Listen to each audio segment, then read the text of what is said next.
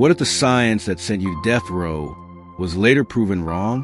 What if the expert testimony that sealed your fate was built on a theory the medical world no longer believes?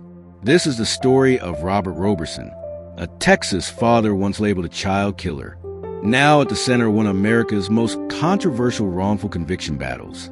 A story of science, of justice, and of what happens when truth evolves. Too late. The night it all began. January 2002, Palestine, Texas. 32-year-old Robert Roberson rushes into the emergency room, carrying his 2-year-old daughter, Nikki. She's limp, unresponsive, barely breathing. Doctors fight to save her. CPR, adrenaline, oxygen. But within hours, Nikki is gone. Her death shatters everyone who knew her. But just days later, grief turns to suspicion. A doctor claims her injuries fit something called shaken baby syndrome, a diagnosis that at the time meant one thing: someone violently shook this child. Within a week, Robert is arrested. The quiet, socially withdrawn father becomes a monster of his own town. In 2003, Robert Roberson stands trial for capital murder.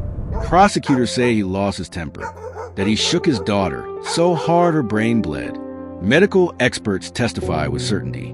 One doctor tells the jury, these injuries could only have been caused by violent shaking. The science sounded exact. The jury believed it. Robert Roberson was sentenced to death. To them, it was simple.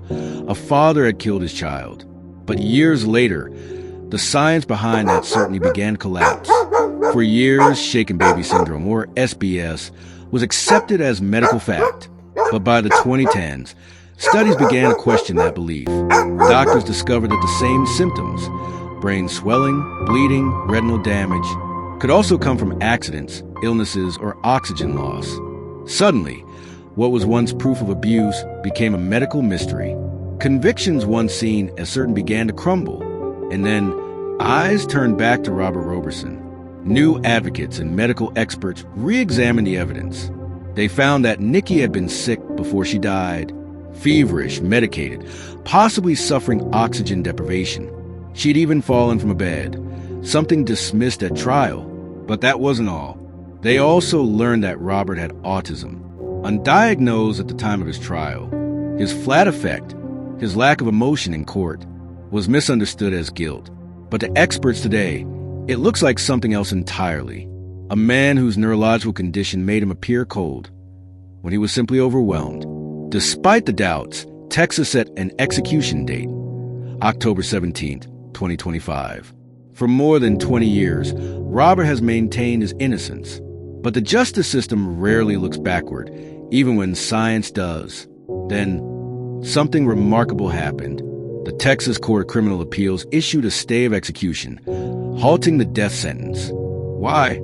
Because new medical testimony showed the evidence used to convict him may have been scientifically unsound.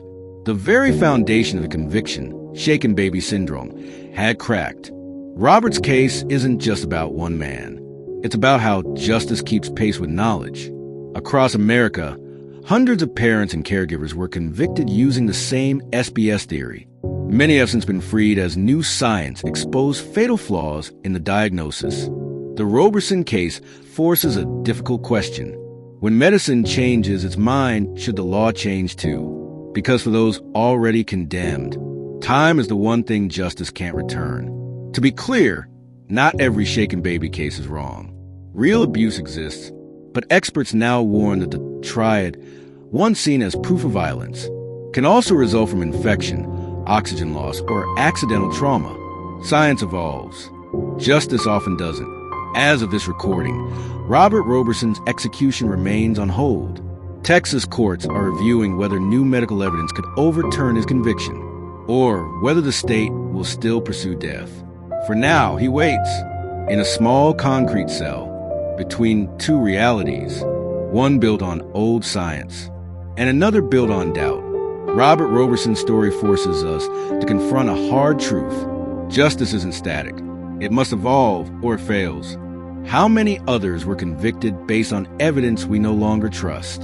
And when science changes, do we have the courage to admit we were wrong? Because if one man can be sentenced to die on flawed science, it can happen again. If this story made you question how the system works, hit subscribe, tap the bell icon to turn on notification, and join us every week as we uncover true crime cases, where true science and justice collide. Do you think Robert Roberson deserves a new trial? Tell us what you believe down in the comments below. This is Crime Puzzle HQ, where we connect the pieces, even when the picture doesn't fit.